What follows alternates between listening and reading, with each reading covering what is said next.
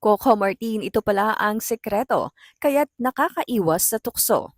Ibinahagi ng actor at director na si Coco Martin kung paano nga ba niyang na-overcome o nalalagpasan ang mga tukso sa entertainment industry.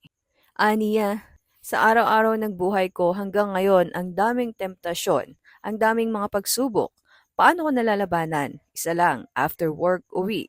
Kasi alam ko na pag hindi ako umuwi lahat ng kademonyohan, lahat ng mga pagsubok nandyan lang sa paligid. Sabi ko nga ngayon, ako na nagdidirect, nagpo-produce, lahat ako nagko-create ng show namin. Sabi ko, pag ito in-enjoy ko, sabi ko lahat ng temptasyon nandyan. Lahat ng mga gwapo, magaganda, lahat ng mababait, maglalapitan sa iyo yan. Pero dahil sa pakikinig ko rin sa mga veteran actors, sa mga nakakasama ko, sa mga kwento nila, sabi ko, hindi ko na kailangan madapa para matuto.